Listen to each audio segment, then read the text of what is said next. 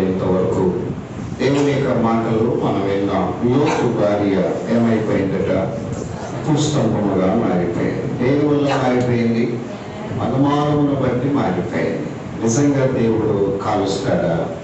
నిజంగా దేవుడు ఉగ్రత చూపిస్తాడా? నిజంగా దేవుడు శ్రమ కలుగజేస్తాడా అనేటువంటి అనుమానం లోతు భార్యలో ఉండడం ద్వారా దేవునికి స్తోత్రం కలగాలి.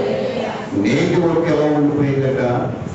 పుస్తంభం అంటే ఎప్పటికీ కరగాలే. దేవునికి స్తోత్రం కలగాలి.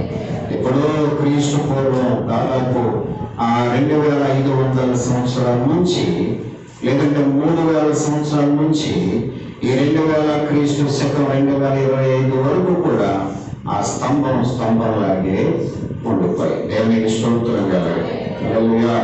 ఈ క్రైస్తవ సంఘంలో కూడా మనం కూడా ఉప్పు స్తంభం లాంటి మన బ్రతుకులు కరుగుతూ ఉండాలి.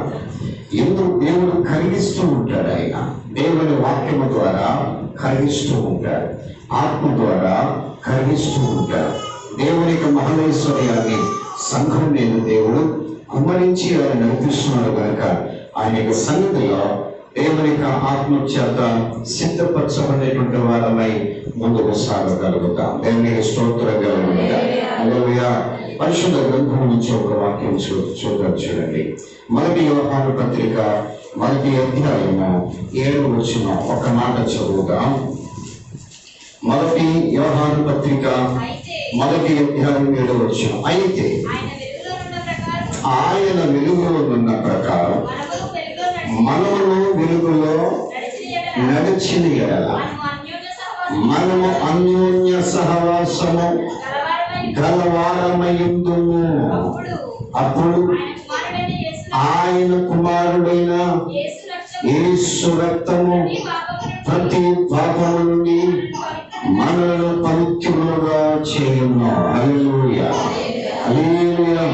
ప్రభునిక సంఘములుగా అనేక దినాలుగా దేవుని వాక్యాన్ని మనం ధ్యానిస్తూ ఉన్నాం లేదా? మరి రక్షణ ఎక్కడి నుంచి వచ్చింది?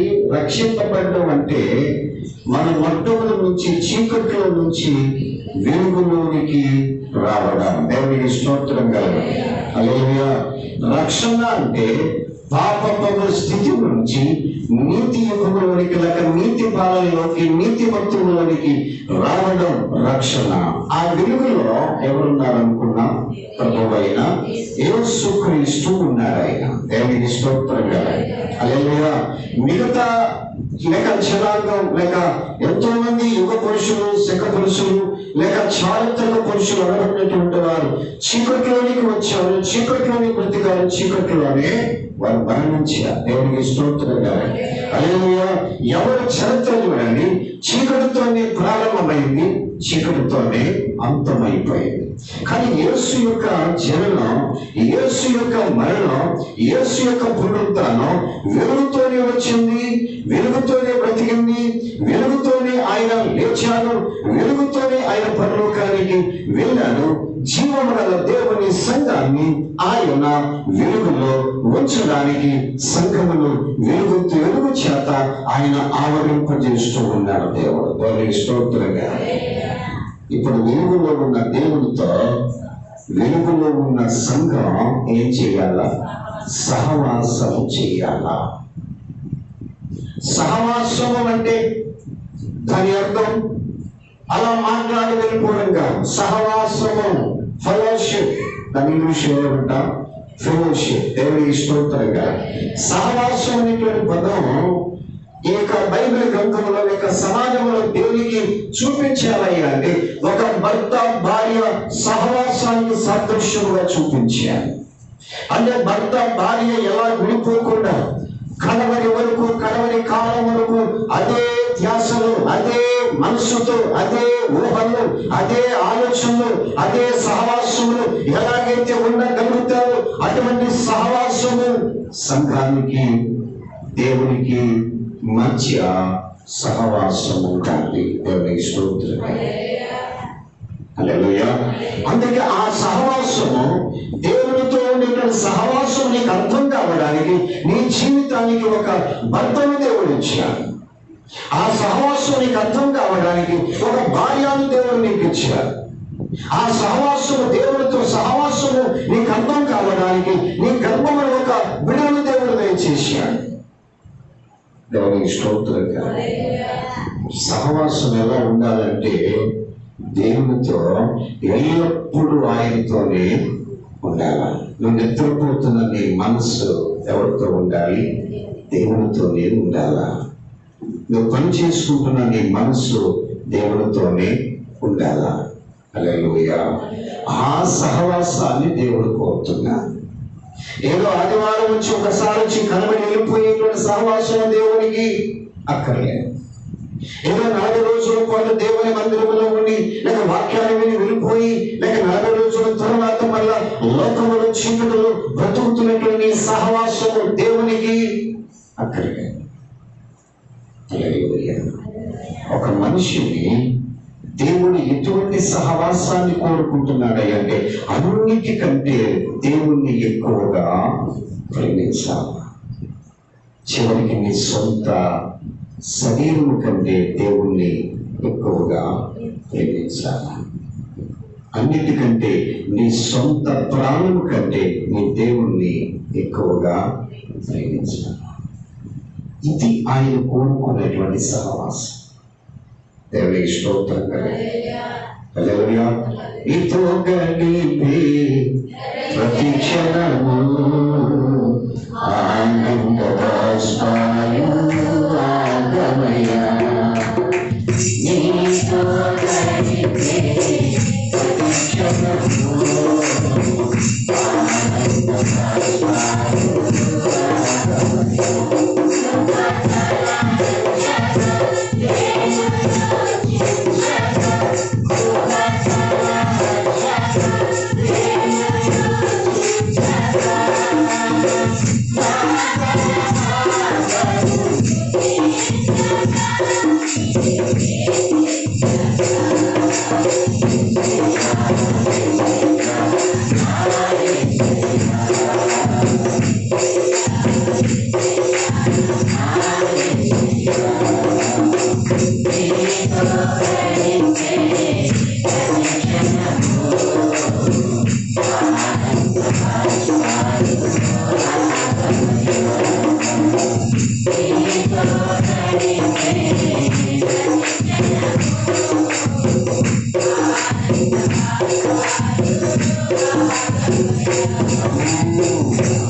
దేవునితో గడిపితే ఏమొస్తాయట?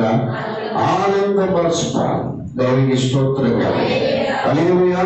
ఆ సహవాసాన్ని దేవుడు కోరుకుంటున్నా. ఆదికాండం చూడండి 5వ అధ్యాయం 22వ వచనం. ఒక మాట దేవుని సంఘంలో చూద్దాం. ఆదికాండము 5వ అధ్యాయము 22వ వచనం. సూచించి 5వ అధ్యాయము 22వ వచనం. మెతుషెలా కనిన తరువాత దేవునితో నడుచుచు కుమారులను కుమార్తెలను కనెను. హల్లెలూయా. హల్లెలూయా. హానోకు సంసారాన్ని, హానోకు పిల్లల్ని కని, హానోకు జీవితాన్ని వెలుగుచ్చుకుంటూ, హానోకు వ్యాపారాలు చేస్తూ, హానోకు సమస్తమును నిర్వర్తించుకుంటూ దేవునితో ఎవరితో సహవాసం? హల్లెలూయా. దేవునితో సహవాసం చేయడానికి నీ పిల్లలు నీకు అడ్డుక. దేవునితో సహవాసం చేయడానికి నీ వ్యాపారం నీకు అడ్డుక. దేవునితో సహవాసం చేయడానికి దేవుడిచ్చేటువంటి ఆ బాహుళ్యము లేక ఏమైనటువంటి ఆశీర్వాదము నీకంటూ రాకూడదని ఆలోకుల గురించి కదా దేవుడు తెలియపరుస్తున్నాడు. పిల్లలు కని దేవునితో నడిచి ఆ సహవాసాన్ని దేవుడు కోరుకుంటున్నాడు. హల్లెలూయా. దేవుడితో ఉన్నప్పుడు నీ అన్ని వదిలేయమని దేవుడు చెప్పలే. లేక నీ జీవితంలో నీ పిల్లలు, నీ ఇంటి వారిని అన్ని వదిలేయమని దేవుడు చెప్పలే. నీ సంసార జీవితమును వదిలేయమని దేవుడు చెప్పలే. లేక అందరినీ దూరం చేసుకోమని దేవుడు చెప్పలే. నడుస్తూ ఎవరితో? దేవుడు. పిల్లల్ని కంటూ దేవునితో, వ్యాపారాలు చేసుకుంటూ దేవునితో, భర్తను చూస్తూ దేవునితో, భార్యను చూస్తూ దేవునితో, ఆ ఉద్యోగాలు చేసుకుంటూ దేవునితో నడిచేటటువంటి వారుగా హానోకు సన్నిధిలో నడిచారు. దేవునికి స్తోత్రంగా. ఎవరితో సహవాసము? దేవునితో సహవాసం. హల్లెలూయా, హల్లెలూయా. అర్థంతరం వచ్చేస్తుంది మనకు ఒకసారి. దేవుడు నన్ను వదిలేయమన్నాడు, దేవుడు నన్ను వదిలేయమన్నాడు, దేవుడు నన్ను అన్ని విడిచిపెట్టేయమన్నాడు, దేవుడు నన్ను సంసారాన్ని అందరిని వదిలేయమన్నాడు, పిల్లలు వదిలేయమన్నాడు, తర్వాత భర్తలు వదిలేయమన్నాడు, భార్యలు వదిలేయమన్నాడు, నన్ను మాత్రం తలపేసుకుని కూర్చోమన్నాడు అనేటువంటి వింత ఆచార సంబంధమైనటువంటి ఆ భక్తులు ఎంతో మంది లేచారు. దేవుని స్తోత్రంగా. అలాగే దేవుడు చెప్పాడా? చెప్పలేదా? నడుస్తూ దేవునికి స్తోత్రంగా. హల్లెలూయా. కోడిపెట్ట ఏం చేస్తుందండి? కోడి పిల్లల్ని చేసినప్పుడు చాలా జాగ్రత్తగా చూస్తారు. గద్ద వచ్చిందనుకోండి, దాని మీద తిరిగిబడి చేస్తారు, గద్దను కూడా తరిమేస్తారు. కాకి వచ్చిందనుకోండి, తరిమేస్తుంది. 3 నెలలు అయిన తర్వాత దానికి మార్పు వస్తుంది. ఎన్ని నెలలు? 3 నెలలు అయిన తర్వాత దానికి ఏమొస్తుంది? మార్పు వస్తుంది. ఏ మార్పు? అది పిల్లల దగ్గరికి రానివ్వదు. హల్లెలూయా. ఇది ఏ మనసు? ఇది కోడి పెట్ట లాంటి మనసులు ఇవి. హల్లెలూయా. కోడి పిల్లలు కూడా, కోడి పెట్టను కూడా, కోడిని కూడా దేవుడు చూపించాడు. కోడి తన రెక్కల చాటును తన బిడ్డలు ఎలాగూ కాచుందో, దేవుడు అలాగూ తన ప్రజలను కాచును. కానీ 3 నెలల తర్వాత ఏమైంది? దీనికి దగ్గరకు వస్తున్నటువంటి పిల్లల్ని దూరం చేస్తారు, పూజ చేస్తారు, చంపడానికి ప్రయత్నం చేస్తారు. కాబట్టి ఇప్పుడు అలాగే ఉండకుండా సహవాసం అనగా నీ పిల్లల్ని పోషించుకుంటూ, నీ కుటుంబాన్ని నడిపించుకుంటూ, నీ ఇంటి వాళ్ళని జాగ్రత్తగా చూసుకుంటూ, లేక దేవుని యొక్క సన్నిధిలో నువ్వు ప్రార్థించినప్పుడు నీ ప్రార్థన దేవుడు అంగీకరిస్తాడు, సమాధానాన్ని దయచేస్తాడు. హల్లెలూయా. సహవాసం అంటే అలా ఉండాలా? అందరినీ వదిలేసి దేవునితో సహవాసం చేయమని కాదు. బైబిల్ గ్రంథం ఎక్కడ అలా చెప్పలేదు. నీ ఇంటి వారిని కాపాడుకుంటూ, ఇంటి వారికి భోజనం పెడుతూ, ఇంటి వారిని జాగ్రత్తగా చూసుకుంటూ, నీ యొక్క ఇంటి పొరుగు బయటకు పోకుండా నీ ఇంటి వారికి అందరికీ రక్షణ భాగ్యములు కలుగ చేసేటువంటి విధంగా మార్పులు కలుగ చేస్తూ, ప్రార్థన చేసుకుంటూ, వారిని ఆహారం పెడుతూ, వారిని పోషిస్తూ నువ్వు నడవాలి. దేవునితో సహవాసాన్ని కలిగి ఉండాలి. కోడి పెట్ట లాంటి మనసు రానియద్దు. దేవుని స్తోత్రంగా. పిల్లల్ని తరిమేయద్దు, నీ ఇంటి వారిని తరిమేయద్దు, లేక అందరిని దూరం చేసుకోవద్దు. నీ నాలుగు గోడల మధ్యలో తలుపేసుకుని పవిత్రంగా ఉండు, పవిత్రంగా జీవించని దేవుడు చెప్పలేదు. హానోకు పిల్లల్ని కని, కుమారులని కని, కుమార్తెలు కని, సంసారాన్ని చేసుకుంటూ దేవునితో నడిచెను. ఈ స్థితిని ప్రభువు నీకు ఇచ్చాడు. దేవుని స్తోత్రంగా. ఇంతకు మించింది ఏమైనా వచ్చిందంటే ఏ భక్తి? అది నరమంత్రపు భక్తి. ఏ భక్తి? నరమంత్రపు భక్తి. అల్పుడికి ఐశ్వర్యం యొక్క అర్ధరాత్రి గుడికి వేసుకొని అయ్యబాబు ఎండగా చేస్తున్నాడట. ఎప్పుడండి? అర్ధరాత్రి ఎన్న వస్తుందా? అల్పుడికి ఐశ్వర్యవంత అలా ఉంటుంది. లక్షలు కనపడిన వాడికి లక్షలు సారం చేసి అనుకోండి, కోట్లు కనపడిన వాడికి కోట్లు సారం చేసి అనుకోండి, ఏం వేసుకుంటాడు? అర్ధరాత్రి గొడుగు వేసుకుని దేవుని స్తోత్రంగా. హల్లెలూయా. వీళ్ళ మనమంతలో భక్తి వద్దు. దేవుని వాక్యము ఏదైతే చెబుతుందో, వాక్యములో దేవుడు ఏదైతే నీకు బోధిస్తున్నాడు దాని ప్రకారం హానోకును దేవుడు చూపించాడు. పిల్లల్ని కని, లేక పిల్లల్ని నడిపించుకుంటూ, లేక పిల్లల్ని పోషించుకుంటూ, సంసారాలు నడిపించుకుంటూ, వ్యాపారాలు చేసుకుంటూ, ఉద్యోగాలు చేసుకుంటూ 350 సంవత్సరములు దేవునితో నడిచింది. అది దేవుడితో సహవాసం. హల్లెలూయా, హల్లెలూయా. నీకు నడమంత్రం భక్తి వచ్చేసి దేవుడు అందరూ వదిలేయమన్నాడు అన్నాడు అనుకోండి, ఆ ఇంట్లో ఏమంటారు? మీ పాటర్ గారు నీకు అలాగా చెప్తున్నాడు, ఆ సంగతి చూస్తాను, ఏమేసేయాలా? శీఘ్రత వేసేయాలా? ఎవరికి? పాస్టర్ గారికి. సైకిల్ మీద వస్తుంది కదా ఎప్పుడు, లేదా బండి మీద వస్తుంది కదా అర్ధరాత్రి, ఎక్కడో చాటు నుండి చీకటి వేసేస్తే మీ బాబా గారి పని అది ఎవరి మీద పడిపోయింది? నువ్వు చేసిన ఏదో పనికి ఎవరు బలైపోయారు? నీ నరమంతర భక్తిని ఎవరు దూషించబడుతున్నారు? నీ నరమంతర భక్తిని ఎప్పుడప్పుడు ఒక్కొక్కసారి పిచ్చి రేగిపోతా ఉంటుంది, ఒక్కొక్కసారి ఏదేదో కలగనేస్తూ ఉంటావు, ఒక్కొక్కసారి ఏదో ఆత్మ పట్టేసుకుంటా ఉంటుంది, ఒక్కొక్కసారి రెచ్చిపోతా ఉంటావు, ఒక్కొక్కసారి సైలెంట్ అయిపోతావు, ఒక్కొక్కసారి కుక్కమైపోతావు, ఒక్కొక్కసారి పామైపోతావు, ఒక్కొక్కసారి ఏదో అయిపోతా ఉంటావు. ఈ ఎఫెక్ట్ ఎవరి మీద తగులుతుంది? పాస్టర్ గారి మీద, సంఘం మీద. హల్లెలూయా, హల్లెలూయా. అందుకనే పిల్లగా ప్రభువుని సందర్భంలో బైబిల్ చదువు, అందుకనే వాక్యం విను, అందుకే దేవునికి సందర్భంలో నీ మనస్సు దేవునికి, పరిశుద్ధాత్మ దేవుడు ఏదైతే బోధిస్తూ ఉన్నాడో ఆ వాక్యం మీద మనస్సు పెట్టు. అప్పుడు దేవుని ఆత్మ, పరిపూర్ణమైన ఆత్మ నీతో మాట్లాడి నీ జీవితాన్ని సరిచేస్తూ ఉంటుంది. కనుక సహవాసము దేవునితో చేస్తూ ఉన్నప్పుడు నీ కుటుంబాన్ని కానీ, నీ పిల్లల్ని కానీ, నీ భర్తను కానీ, నీ భార్యను కానీ ఎవరిని కూడా విడిచిపెట్టకుండా అందరితో కలుపుకొని నువ్వు దేవునితో సహవాసము చేయాలి. దేవుని స్తోత్రం. హల్లెలూయా, హల్లెలూయా. ప్రభువునికి సన్నిధిగా దేవుడు అనేక రీతులుగా ప్రభు మనతో ఆయన శ్రమిస్తూ ఉన్నాడు. యోబు గ్రంథం 22వ అధ్యాయం 8వ వచనం, దేవునితో సహవాసము, దేవునితో కలిసి ఏకత్వము, దేవునితో మాట్లాడడం, దేవునికి ప్రార్థన చేయడం, ఆయనతో నిత్యం వేసుకోవడం, ఆయనతో సంబంధాన్ని కలుపుకోవడం. ఎవరితో? దేవునితో సహవాసము చేసిన ఎడల మళ్ళీ ఆయనతో, ఎవరితో? దేవునితో.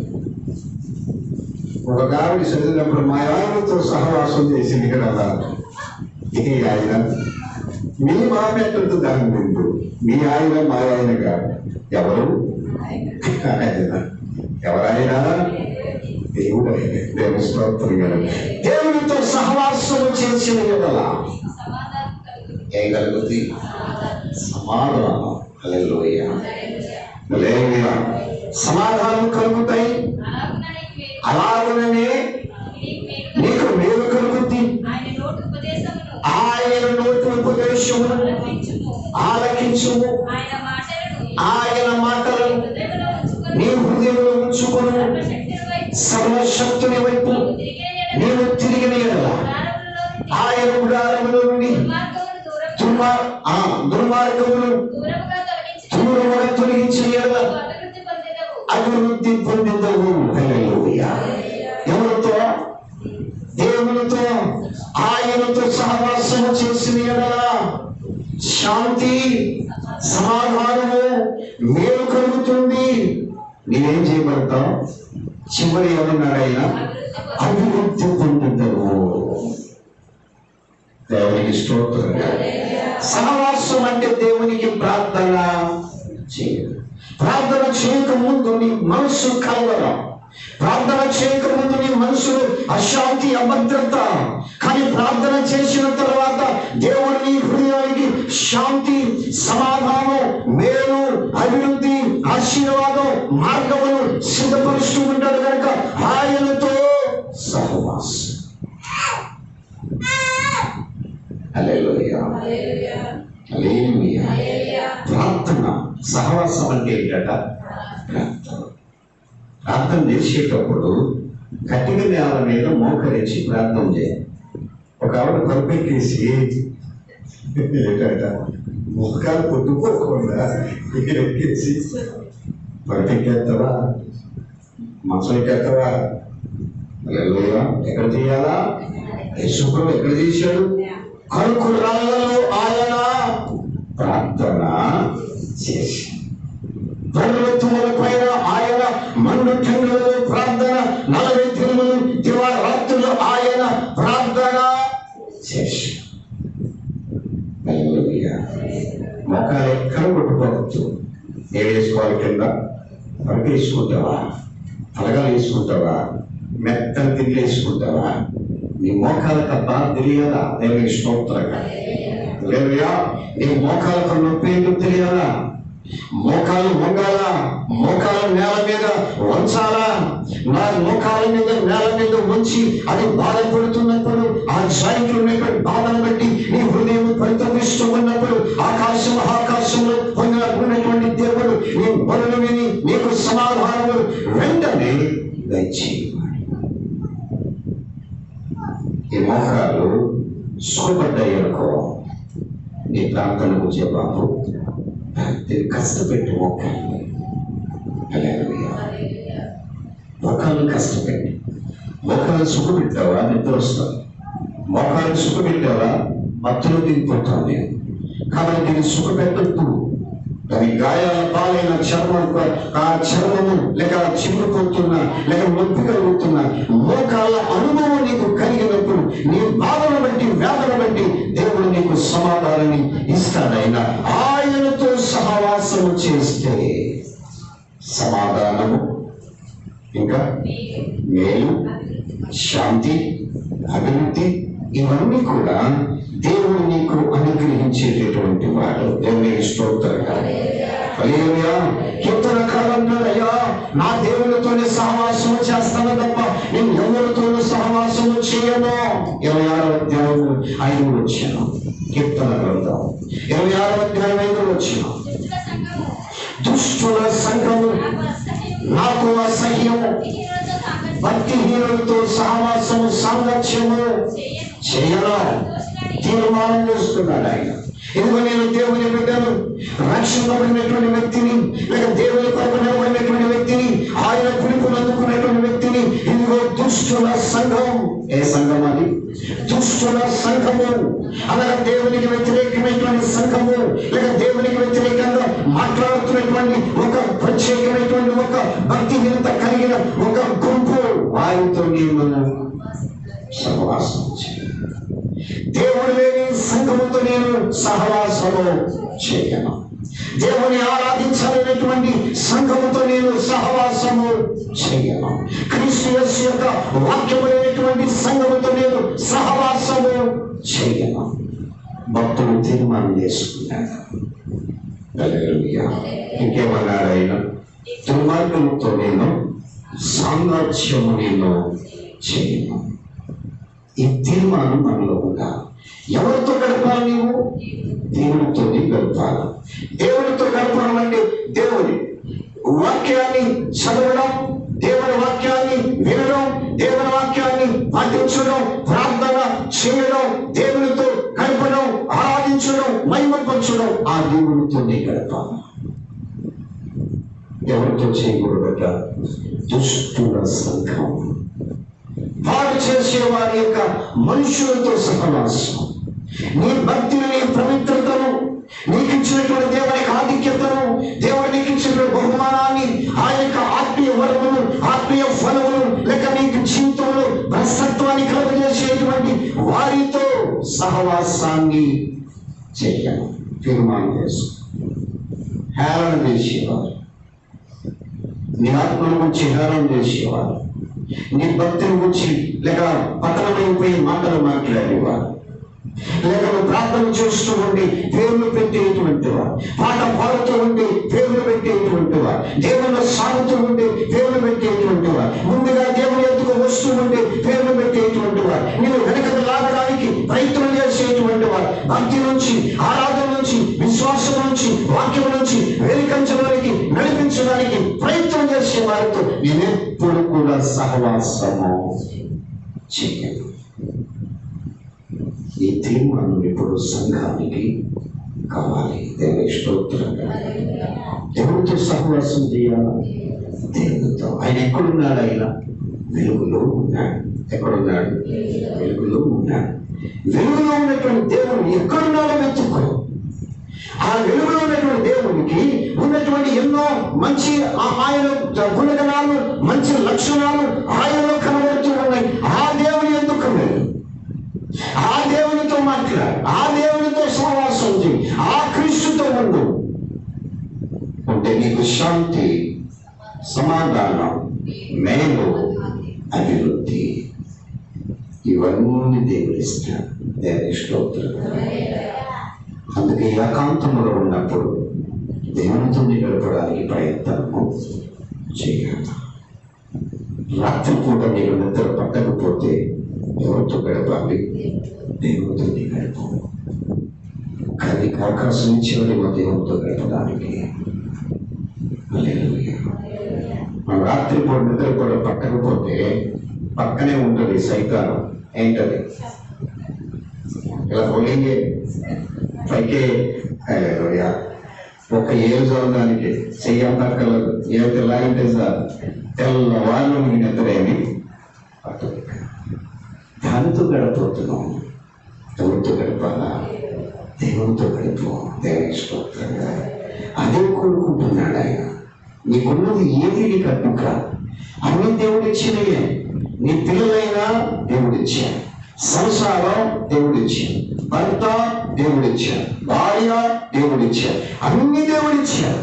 కానీ దేవుడిచ్చిన మాత్రం ధృవీకరించవద్దు. వాటిని నడుపుకుంటూ నేను దేవుడితో సహవాసం చేయాలి. శాంతి, సమాధానం, మేలు, అభివృద్ధి నీ జీవితానికి దేవుడు దయచేస్తూ ఉంటాడు. ఆయన దేవుని స్తోత్రంగా. హల్లెలూయా, హల్లెలూయా. ఈ అంశ దినాల్లో, అపాయకరమైన దినాల్లో లేదా ఎన్నో ఆయన మాట్లాడుతున్నాడు. లేదా ప్రభుని యొక్క చూద్దాం. సామెతల గ్రంథం 24వ అధ్యాయం 1వ వచనం. దుర్జనులను చూచి మత్సరపడద్దు, వారి సహవాసము కోరుకోవద్దు. హల్లెలూయా. దుర్జనులను చూసి ఏం చేయొద్దు? మత్సరపడద్దు. దుర్జనులు అనగా దుష్టత్వం చేత సంపాదించినటువంటి ధనవంతులు. వారు పెరిగిపోతూ ఉంటారు. వారి అంతస్తు పెరిగిపోతూ ఉంటుంది, వారి ఆస్తి పెరిగిపోతూ ఉంటుంది. వారి అక్రమ మార్గాన్ని వెళుతూ ఉంటారు, సక్రమ మార్గాన్ని విడిచిపెట్టేస్తూ ఉంటారు, దైవత్వానికి దూరంగా ఉంటారు. వారి అక్రమ మార్గంలో పైకి రావడానికి ప్రయత్నిస్తుంటారు. అటువంటి వారిని చూసి నువ్వేం చేయవద్దు? మత్సరపడద్దు, వారిని అసహించుకోవద్దు, వారిని దూషించవద్దు, వారి మీద ఏ మాటలు అనడానికి వీలేదు. కారణం ఏంటో తెలుసా? నీతిమంతుడు ఎల్లప్పుడూ కూడా చిగురుస్తూనే ఉంటాడు. నీతిమంతుడైనటువంటి నిన్ను ఆయన వృద్ధిగా క్రమక్రమంగా ఆశీర్వదిస్తూ ఉంటాడు.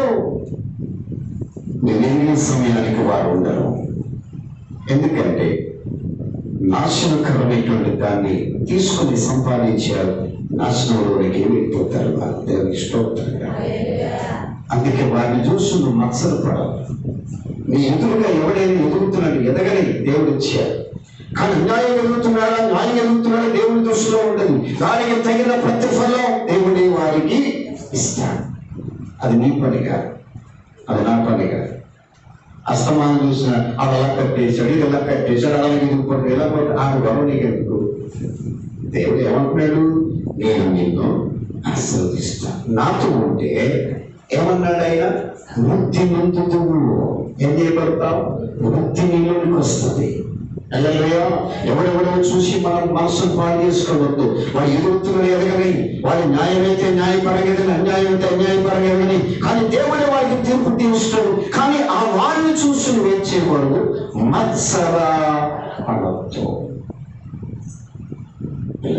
అయితే నీ పనిగా నువ్వు ఎదగడానికి ప్రయత్నం చేయి.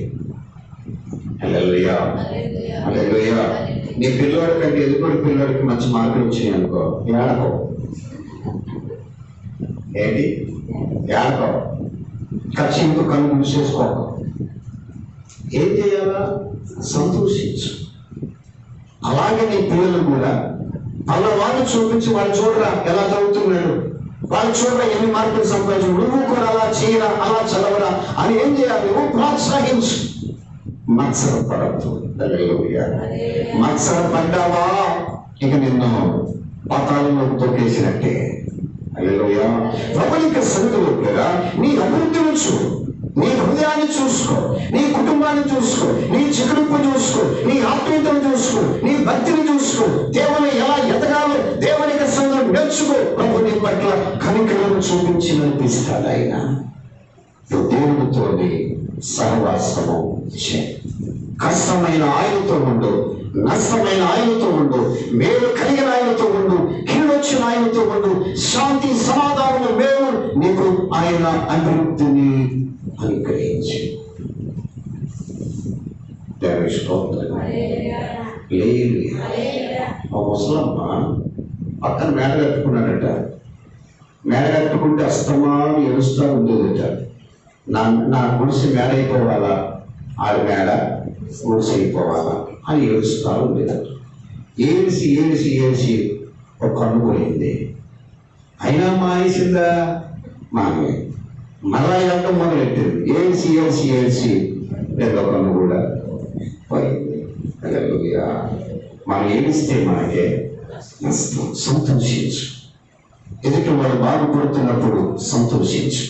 ఎదుటి వాడు శాంతిగా ఉన్నప్పుడు సంతోషించు. ఎదుటి వాడు వృద్ధి చెందుతున్నప్పుడు సంతోషించు. ఎదుటి వాడు ఆస్తిపాస్తులు ఇంకా ముందుకు వెళ్తున్నప్పుడు సంతోషించు. దేవుడు ఆ యొక్క సంతోషకరమైనటువంటి మనస్సు ద్వారా నీకెప్పుడొకప్పుడు ఆశీర్వాదాన్ని కలుగజేస్తాడు. శాశ్వతమైన ఆశీర్వాదం. దేవునికి స్తోత్రంగా. ఎవరితో సహవాసం చేయాలి? దేవునితో సహవాసము. మనుషులతో కాదు, దుష్టులతో కాదు, దుర్మార్గులతో కాదు, లేక నీ భక్తిని అసహించుకునే వారితో కాదు, క్రీస్తు లేని వారితో కాదు, సత్యం లేనటువంటి వారితో కాదు, వాక్యం లేనటువంటి వారితో కాదు, అలాగే క్రీస్తును ఆరాధించినటువంటి వారితో కాదు, మనుషులను ఆరాధించే వారితో కాదు, నీ భక్తి, నీ సహవాసము, నీతి పనులతో, మంచి వ్యక్తిత్వం కలిగినటువంటి వారితో, అభివృద్ధిని కోరుకునేటువంటి వారితో నీ దేవునితో సహవాసము కలిగి ఉండాలి. ఆయన ఎక్కడున్నాడు? దేవులో ఉన్నాడు. నువ్వెక్కడున్నావు? దేవులోనే ఉండాలా? చీకట్లో నుంచి ఎక్కడికి రావాలి? దేవులోనే ఉండాలి. చీకట్లో నుంచి చూస్తే దేవుడు కనపడ్డాయినా, చీకట్లో నుంచి చూస్తే దేవుడు నీకు అర్థం కాదు. నువ్వు ఏ పాపంలో ఉన్నావో ఆ పాపంలో చూస్తే దేవుడు నీకు అర్థం కాదు. లేక ఏ ఉరికిలో ఉన్నావో ఆ ఉరికిని చూస్తే దేవుడు నీకు అర్థం కాదు.